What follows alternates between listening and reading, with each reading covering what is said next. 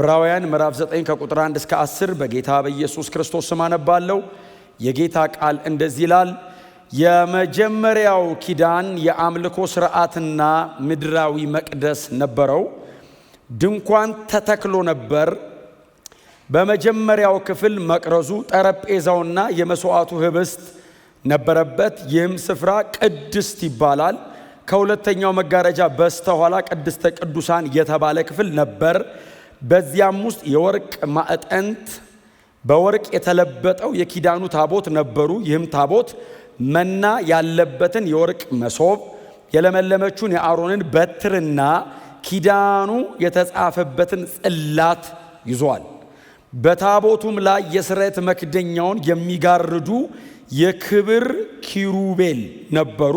አሁን ግን ስለ እነዚህ ነገሮች በዝርዝር መናገር አንችልም። ሁሉም በዚህ መልክ ከተዘጋጀ በኋላ ካህናት አገልግሎታቸውን ለመፈጸም ዘወትር ወደ ድንኳኒቱ መጀመሪያ ክፍል ይገባል። ነገር ግን ወደ ውስጠኛው ክፍል የሚገባው ሊቀ ካህናቱ ብቻ ነበር። የሚገባውም በዓመት አንድ ጊዜ ብቻ ሲሆን ስለ ራሱ ኃጢአትና ሕዝቡ ባለማወቅ ስላደረገው ኃጢአት የሚያቀርበውን ደም ሳይዝ ከቶ አይገባም ነበር። የመጀመሪያይቱ ድንኳን ቆማ እስካለች ድረስ ወደ ቅድስተ ቅዱሳን የሚወስደው መንገድ ገና እንዳልተገለጠ መንፈስ ቅዱስ ያሳያል። ይህም ለአሁኑ ዘመን ምሳሌ ሲሆን የሚቀርቡት መባና መስዋዕት የሚያመልከውን ሰው ሕሊና ፍጹም ሊያደርጉ አልቻሉም። እነዚህ ሁሉ እስካሁን ያነበብናቸው ማለት ነው አዲሱ ሥርዓት እስኪመጣ ድረስ የሚደረጉ የምግብና የመጠጥ እንዲሁም የተለያዩ የመንጻት ሥርዓቶች ብቻ ናቸው። ጌታ የተመሰገነ ይሁን። እግዚአብሔርን እጅግ አድርጌ አመሰግናለሁ በእውነት እና ምዕራፍ 8ን ባለፈው ሳምንት ዘጋው በመዝሙረ ዳዊት ነው አይደል የዘጋ ነው። መዝሙረኛው ዳዊት በተናገረው ሮሜ ምዕራፍ 4 ምናምን እየተመለስን እየሄድን እያነበብን ኃጢአቱ የማይቆጠርበት ሰው አይደል ያለው። ኃጢአቱ የማይቆጠርበት ሰው እሱ ምስጉን ነው። የአዲስ ኪዳን አንዱ ክላይማክስ እግዚአብሔር ኃጢአትን መሸፈን ብቻ ሳይሆን ኃጢአትን ይቅር ማለቱ ነው። እግዚአብሔር ኃጢአትን ይቅር ይላል፣ እግዚአብሔር ኃጢአትን ይተዋል ብለን ነበርና አዲስ ኪዳን አንዱ በጣም ትልቁ በረከቱ እግዚአብሔር ኃጢአትን በልጁ በክርስቶስ ኢየሱስ በኩል ስንመጣ ድሮ የሰራኑ ያደረግነውን ነገር በሙሉ እግዚአብሔር ይቅር ብሎናል። አሁን ብሉይ ኪዳን ይሸፍናል፣ አዲስ ኪዳን ደግሞ ፈጽሞ እግዚአብሔር ያነጻል፣ ይቀድሳል። እና የኪዳኑ አንዱ ክላይማክስ እሱ ነው ብዬ ተናግሬ ያለው። ከዛ የመጨረሻው ቁጥር የሄኛው ኪዳን ስለመጣ የቀድሞውን ኪዳን አሮጌ አርጎታል። እንደውም አሮጌ ብቻ ሳይሆን ያረጀ ያፈጀ የሚል ቃል የሚጠቀመው ነው ያስኩት አዲሱ መደበኛ ትርጉም። አሮጌ ብቻ ሳይሆን ያረጀና ያፈጀ ብሎ ፈጽሞ ከመንገድ ያስወጣዋል ይሄ ሰውዬ። ከዛ አሁን ደግሞ እንደገና ቀጠለ አይደል ምዕራፍ 9 ላይ። ምዕራፍ 9 ላይ ደግሞ ቀጠለና ስለዚህኛው ስለመገናኛዋ ድንኳን በድንኳኗ ስለሚደረገው መስዋዕት ስለሚቀርበው መስዋዕት እስከ ቁጥር 10 ድረስ ይናገርና ከቁጥር 11 በኋላ ደግሞ ስለ አዲሱ ኪዳንና ስለ ክርስቶስ ደም በጣም ዲፕ በሆነ መንገድ ነው ኢየሱስ እንደሚያቀርበው። በጣም ልዩ ነው በእውነት። ቀድማችሁኝ እንድታነቡት ከቁጥር 11 ጀምሮ ያለውን አንብቡት እሺ። በደንብ አንብባችሁት እንድትመጡ ነው። በጣም ልዩ ነው በእውነት። የክርስቶስ ደም እጅግ በጣም ክቡር ነው፣ ታላቅ ነው። የኢየሱስ ደምን የሚተካ ምንም ነገር የለም። ይሄንን ለመተካት የሚታገልም የተረገመ ይሁን በእውነት። የኢየሱስ ደም ወደር የለው። ግን ይኸው ምዕራፍ 9 ቁጥር 1 ምንድን ነው የሚለው?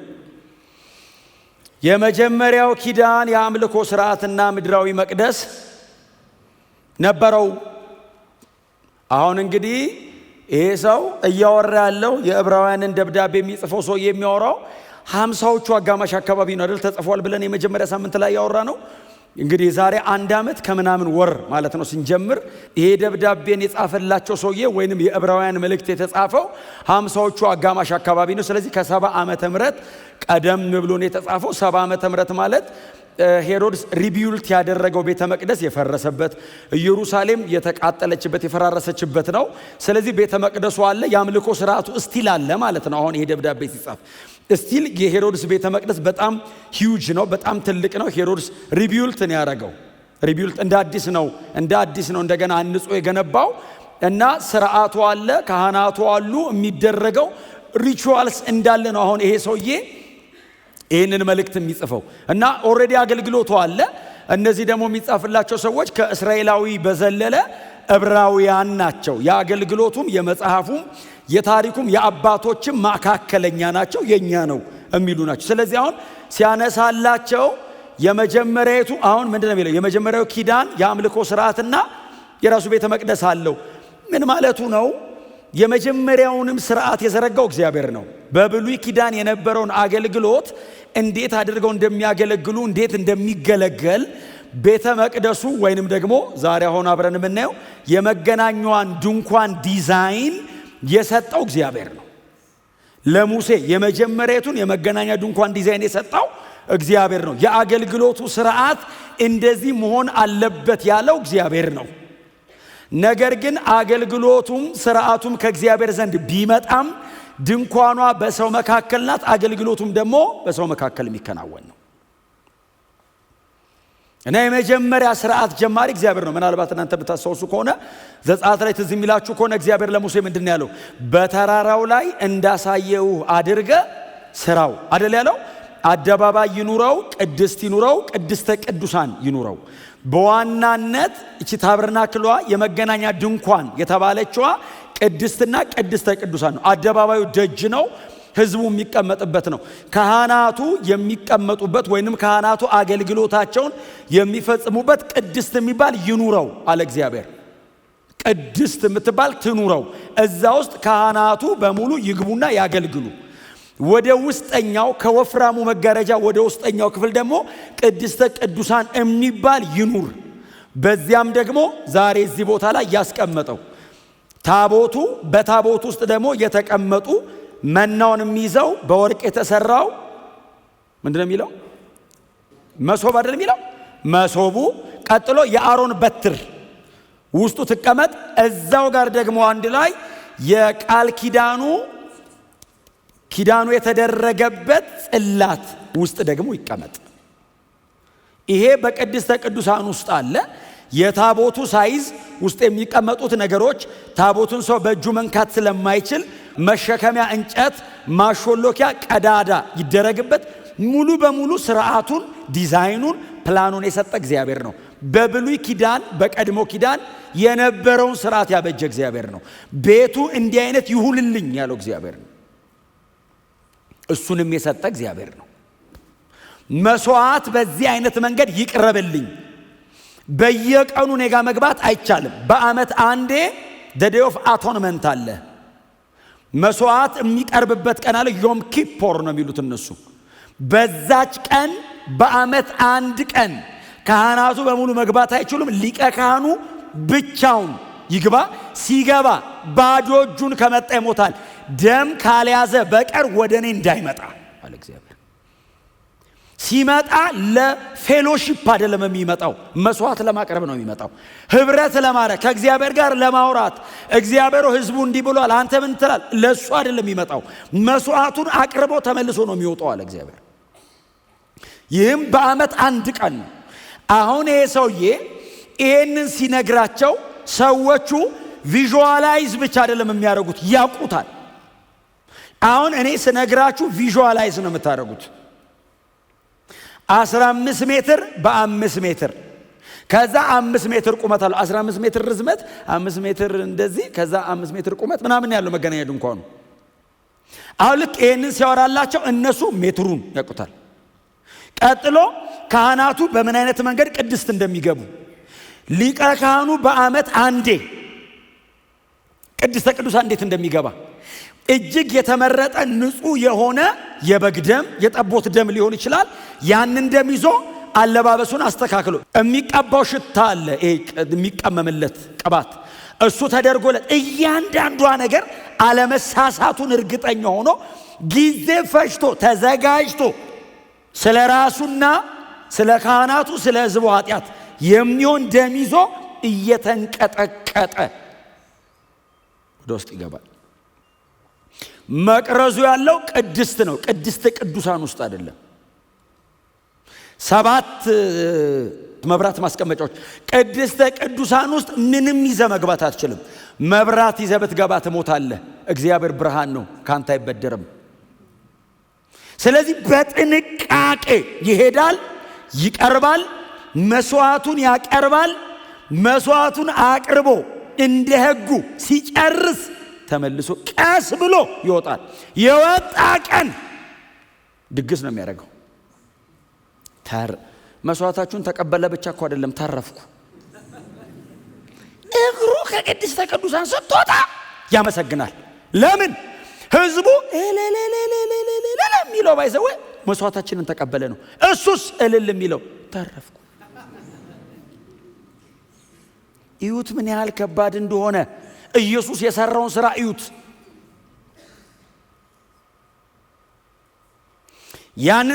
ያንን በጣም ወፍራም የሆነ መጋረጃ እንደዚህ መግለጥ አትችልም። አጮልቀ ወደ ውስጥ ማየት አትችልም። እግዚአብሔር ነው ያለው። ለእግዚአብሔር መኖር ምልክት እግዚአብሔር አርፍበታለሁ ያለው ታቦት አለ። በታቦቱ ላይ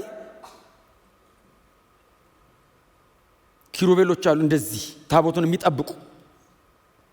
አስፈሪ ነው በእውነት። እግዚአብሔር ቅዱስ ነው በእውነት። ገዳይ አይደለም፣ እግዚአብሔር ቅዱስ ነው። ቅድስናውን አትችለውም። በዚያ በቀደመው ኪዳናው እግዚአብሔር ይሄንን ሁሉ ስርዓት ሰጠ። ስርዓት ሰጪ እግዚአብሔር ነው። ስርዓቱን ለሕዝቡ ነው የሰጠው። ለምን? ኑ ተጠጉኝ፣ እንገናኝ፣ እንያያዝ፣ ላግኛችሁ፣ ህብረት እናርግ ብሎ ሰጠ። እዚህ ደብዳቤ ጸሐፊ ነገረን። ይሄ ሁሉ ተደርጎ ሰዎቹን ከኃጢአታቸው ከህሊና ኃጢአታቸው ሊያነጻቸው አልቻለም። ይሄ ሁሉ ነገር ተደርጎለት፣ ይሄ ሁሉ ነገር ቀርቦ ምን ብንሰራ ነው? ሰው በጣም ከባድ አይነጻም። የኢየሱስ ደም ነው የቻለው። ክብር ለኢየሱስ ይሁንለት። ይሄ ሰው ምንድነው የሚለው? እናንብበው እስቲ ወረድ ብለን ቁጥር 6 ሁሉም በዚህ መልክ ከተዘጋጀ በኋላ ከላይ ያወራው እስከ ቁጥር 5 ድረስ ያወራው ስለ ድንኳኑ ነው አይደል? ያወራው ስለ ቅድስቱ፣ ስለ ቅድስተ ቅዱሳኑ፣ ቅድስቱ ጋር ቅድስቱ ምን መሰላችሁ? አሁን ቅድስቱ በስተምስራቅ በኩል ይመስለኛል ቴብል አለች፣ ትንሽዬ ቴብል አለቻት። በስተዚህኛው ሳይድ ደግሞ በስተደቡብ ሳይድ ደግሞ መቅረዞ አለ እና ቴብሉ ላይ 12 እንትኖች ይቀመጣሉ፣ እንደ ቂጣ አይነት 12ቱን ነገድ የሚወክል ነው። በዚህ በኩል ደግሞ መቅረዞ አለ እና እዛ ውስጥ ነው ቅድስት የተባለ ውስጥ ነው በሙሉ ካህናት ይገባሉ። አትጮህም፣ እየተንቀጠቀጥክ ነው ቅድስት ራሱ የምትቀመጠው። እግዚአብሔር ሲመጣ እኮ ቅድስት ውስጥ ያለ እኮ አይደለም፣ ሰፈር ያለ እኮ ይሞታል። አይቻልም። ቅዱስ ነው። በትህትና ጎናቸው ለሰው እግዚአብሔር ቅዱስ ነው በሉት። ንገሩት እንደገና፣ በቅድስና ነው የሚገለገለው በሉት። ከዛ ሁሉም በዚህ መልክ ከተዘጋጀ በኋላ ሬዲ ነው ሁሉም ነገር። ከዚህ በኋላ እያንዳንዱ ከዚህ በኋላ ሰርቪሱ ነው። ሁሉም ተዘጋጅቷል። አዎ ቅድስቱ፣ አዎ በውስጥ ያለው ቅድስተ ቅዱሳን ያለው ማንም ሰው ሊያዩ አይችልም። ሊቀ ካህኑ ብቻ ነው የሚያየው። ሁሉ ነገር ግን ዝግጁ ነው። አዎ ባዘዘው መንገድ ነው የሆነለት። አዎ እግዚአብሔር እንደዚህ ነው ያዘዘው። አዎ ከዛ በኋላ ቁጥር 6 ላይ ካህናት አገልግሎታቸውን ለመፈጸም ዘወትር ወደ ድንኳኒቱ መጀመሪያ ክፍል ይገባሉ። ነገር ግን ወደ ውስጠኛው ክፍል የሚገባው ሊቀ ካህናቱ ብቻ ነበር። የሚገባውም በዓመት አንድ ጊዜ ብቻ ሲሆን ስለ ራሱ ኃጢአትና ሕዝቡ ባለማወቅ ስላደረገው ኃጢአት የሚያቀርበውን ደም ሳይዝ ከቶ አይገባም። ሁሉ ነገር ተዘጋጅቷል። ሁሉ ነገር ሬዲ ነው። እግዚአብሔር ሊገለገል ነው። አዎ እግዚአብሔር የሚገለገል አምላክ መጥቷል። አዎ መስዋዕት አቅራቢዎቹ አሉ። አዎ መስዋዕት ተቀባዩ አለ። መስዋዕት የሚቀርብበት መሰዊያው አለ። ሁሉ ነገር ተዘጋጅቷል። ምንድነው የሚያንቀጠቅጠው? ምንድነው የሚያስፈራው? ቅዱሱን እግዚአብሔርን የምናገለግልበት ፕሮቶኮል።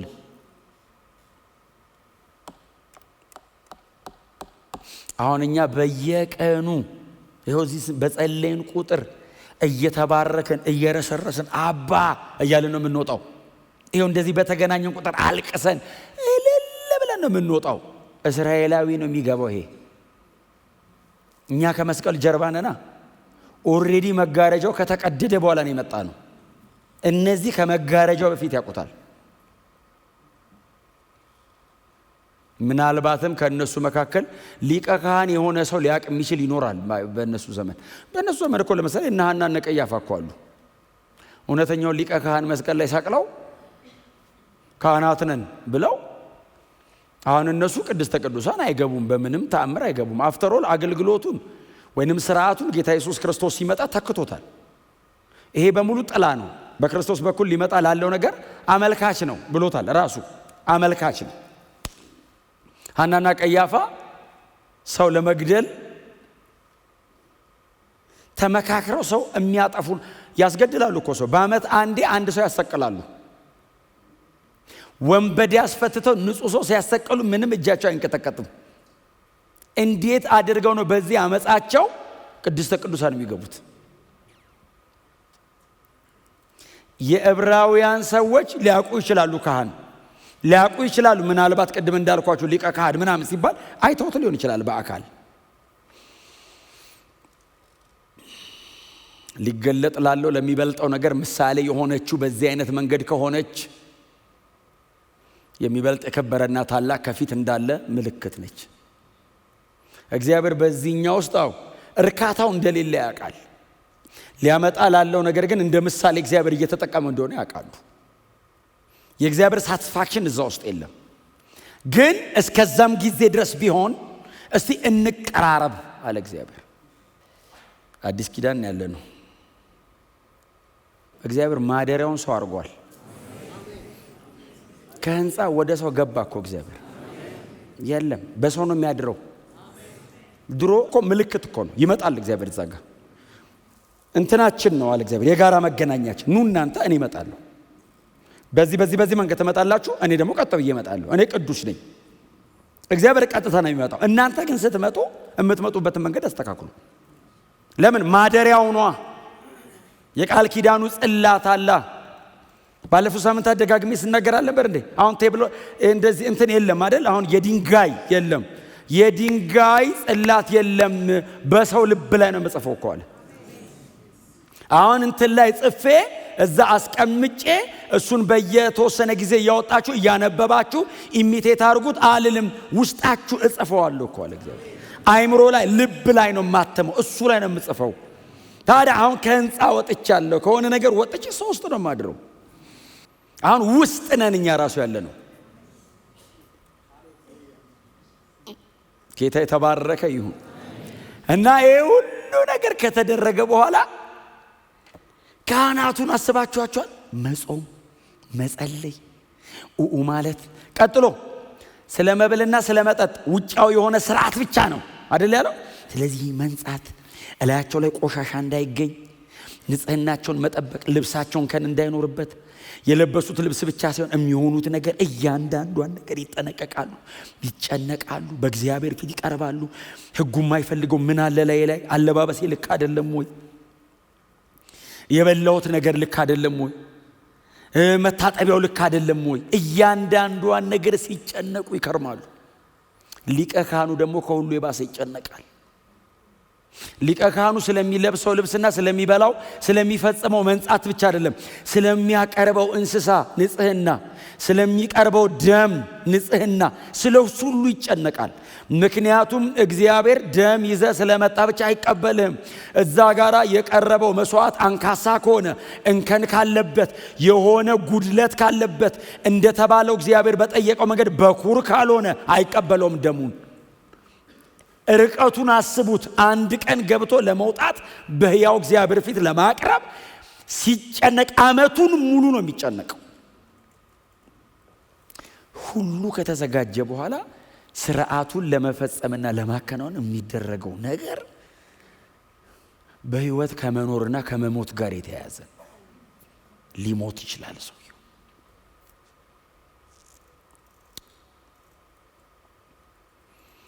ስለዚህ ካህናቱ ሥርዓት እየፈጸሙ ቅድስት ላይ ሥርዓት እየፈጸሙ ሊቀ ካህኑ ይዘጋጃል። ያቺ ቀን አለች። ሲወጣ እንደሚያመሰግን ሁሉ ሲገባ እንዴት እንደሚጨነቅ አስቡት። ሲወጣ ያለ ምስጋና፣ ሲወጣ ያለ ሴሌብሬት እንዴት እንደሚያረግ፣ ሲገባ ነፍሱ ተጨንቃ ይቀበለኝ ይሆን? ህዝቡ ሁሉ ይጨነቃል። እዚህ እኮ ማንም የሚጨነቅ የለም። የምንጨነቀው ባይዘው እግዚአብሔር ነገ መበለው ይሰጠኛል ብለን ነው እንጂ በፊቱ እቀርባለሁ አልቀርብም ማን ይጨነቃል? አሁን እዚህ ውስጥ እርግጠኛ ነና ሰውን የሚያስጨንቀው እኮ ምድራዊ ነገር ነው። ሰማያዊ አልቋል ብሎ ነው። ድሮስ ምድራዊ ነገር እግዚአብሔር ይባርከዋል ብቻ ይቅር ይበለኝ ነው። እግዚአብሔር ኃጢአቴን ይቅር ካለ ጓዳዬን ደግሞ ይባርከዋል እርግጠኛ ነኝ ነው። አሁንስ ለውስጠኛው እርግጠኛ ነን፣ ለደጁ ነው የምንጨነቀው። አሁን እዚህ ውስጥ አሁን በእግዚአብሔር ፊት ለመቆም እስቲ የምትጨነቁ ቢባል ማንም እጁን አያወጣም። ስለ ኑሮ የምትጨነቁ ቢባል ግን እነሱ ደግሞ እሱ አይደለም ቢዝነሳቸው እግዚአብሔር ይቀበለዋል አይቀበለውም ነው። እና ሕዝበ እስራኤል በሙሉ ድንኳኑን ከቦ ቋጭ ብሎ ጸጥ ብሎ ንስሐ እየገባ ይጠብቃል። እግዚአብሔር ሆይ አምላካችን ሆይ ተቀበለው፣ ማረን፣ ተቀበለው። ቋጭ ብሎ እያለቀሱ አያወሩም፣ ጸጥ ብሎ ይጠብቃሉ። ሊቀ ካህኑ ጸጥ ነው የሚለው፣ ቀስ ብሎ ይገባል። ድምፅ ያላት እግሩ ላይ ያለችው ቃጭል ብቻ ነች። ክሽክሽክሽክሽ ትላለች። ክሽክሽክሽ ሲገባ ከዛ ካህናቱ ደግሞ ውጭ ሆነው እዚህ ቅድስቷ ላይ ቁጭ ብለው እግሩን ቼክ ሲያደርጉት አለው አለ ጸጥ አለ። ስርዓት ዝም ብሎ ዘው ብሎ ተገብቶ አይወጣም። ስርዓቱን ሲጨርስ ተመልሶ ይመጣል። ሲመጣ ምስጋናው እኮ ለማረ ለእግዚአብሔር ነው። አሁን እኮ ደስታው ክብሩ ስለተቀበልከን እናመሰግናለን እኮ። እግዚአብሔር ሆይ ተመስገን ይላል። ህዝቡ ሁሉ ይተነፍሳል። ከዛ በቃ የዓመቱን ይቀር ብሎናል። ለሚቀጥለው ዓመት ደግሞ ለምን መሰል ሊቀድሳቸው አይችልም ይላል። ሊያነጻ አይችልም። ምን ማለት መሰለ? በቃ ሸፍኖልኛል። የዜ ጠቦት ደማው ጋርዶት አለፈኝ። በቃ እንግዲህ ጌታ ይረዳኛል፣ ይችን ዓመት ደግሞ ኃጢአት አልሰራም ይላል። ሲደርብ አትችልማ። የባሰ ሲያረግ ከርሞ በዓመቱ ደግሞ ይመጣል። እግዚአብሔር እንደዚያ ለምንድን ነው እንደዚህ የምንሆነው አለ። እኔ እናንተን ፈልጌ እናንተ እኔን ለማግኘት ተጨንቃችሁ አለ። በቃ ልስበረው አለ። በቃ ልስበረው አለ።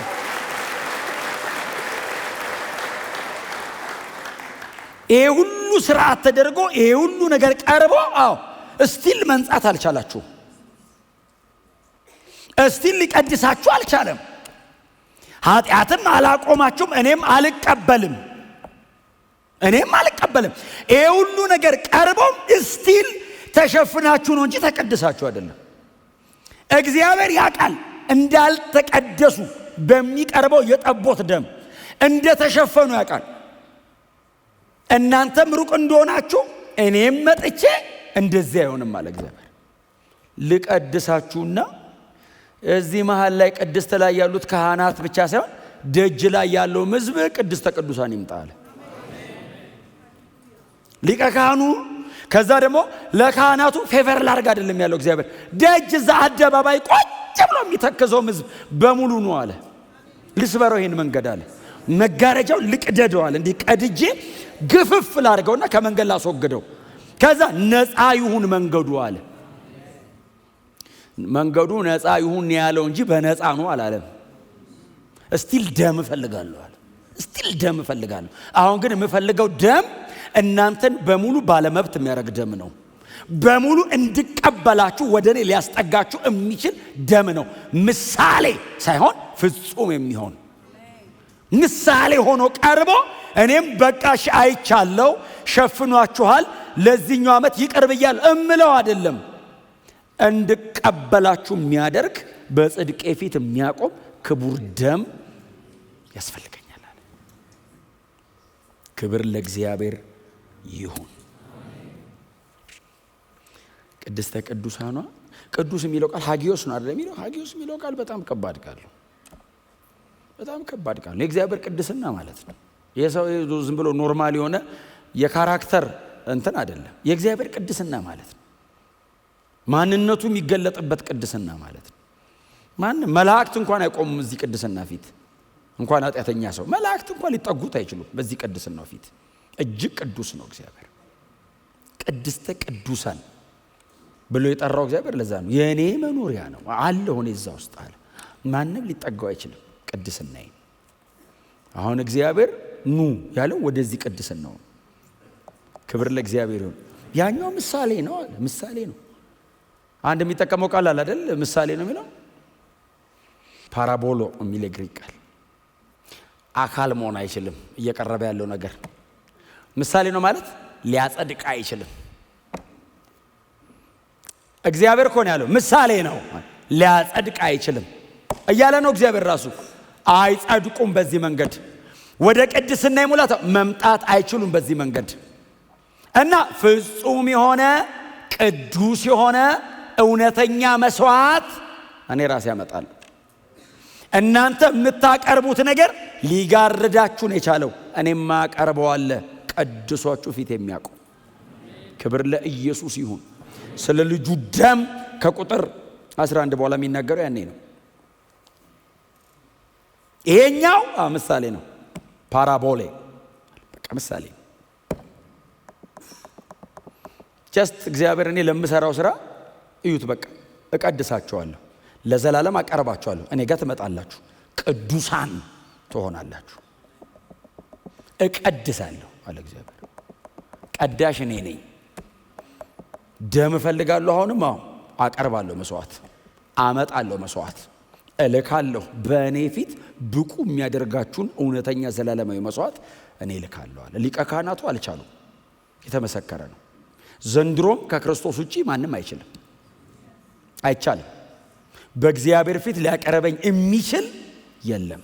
ኦልሬዲ ይሄኛው መንገድ እግዚአብሔር ዘጋው፣ አለቀ፣ አርጅቷል አለ እግዚአብሔር። አይችልም ብሎ ኦልሬዲ እግዚአብሔር ዘግቶታል። ባይዘወኝ ድንኳኗ ካለች ወደ ቅድስተ ቅዱሳን መሄጃ መንገዱ እንዳልተከፈተ አሁንም መንፈስ ቅዱስ ያመለክታል እኮ ይላል።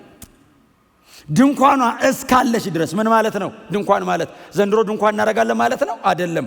የብሉይ ኪዳን ስርዓትን ሰው ከተከተለ ወደ ቅድስተ ቅዱሳን ማድረሻ መንገዱ ዝግ እንደሆነ መንፈስ ቅዱስ እያመለከተ ነው። ሰው እስቲል የኢየሱስን ደም ብቁ እንዳልሆነ አስቦ በሌላ ነገር ለመተካት እየጣረ ነው። ስለዚህ እስቲል የብሉይ ኪዳንን ድንኳን እያቆመ ነው ብዙ ሰው። ድንኳኗ ካለች ወደ ቅድስተ ቅዱሳን መሄጃ መንገዱ ዝግ እንደሆነ መንፈስ ቅዱስ ያመለክታል። አይቻልም። ያንን ስርዓት ፈልጎ መጽደቅ አይቻልም፣ ዝግ ነው ይላል መንፈስ ቅዱስ።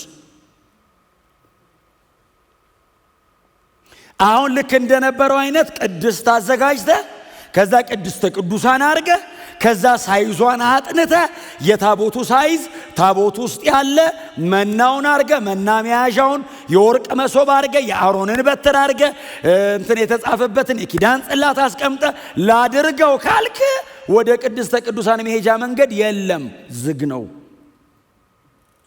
እግዚአብሔር ሽሬዋለሁ ያለውን እስቲ ልፈልገዋለሁ ካልክ ማለት አይቻልም። ምሳሌ ብቻ ነው። እሱን ደግሞ እግዚአብሔር ገለል አድርጎ አካሉን አምጥቷል፣ እውነተኛውን አምጥቷል። ያንን ልጠብቅ ካልክ መድረስ አትችልም። በክርስቶስ በኩል ከመጣ ብቻ እግዚአብሔር ይቀበላል። በጣም የኖራችሁ ክርስቲያኖች እንደሆናችሁ ተስፋ አደርጋለሁ። ብዙዎቻችሁን ግን ጎናችሁ ያለው ሰው በክርስቶስ ደም ካልሆነ ወደ እግዚአብሔር መቅረብ አትችልም በሉት።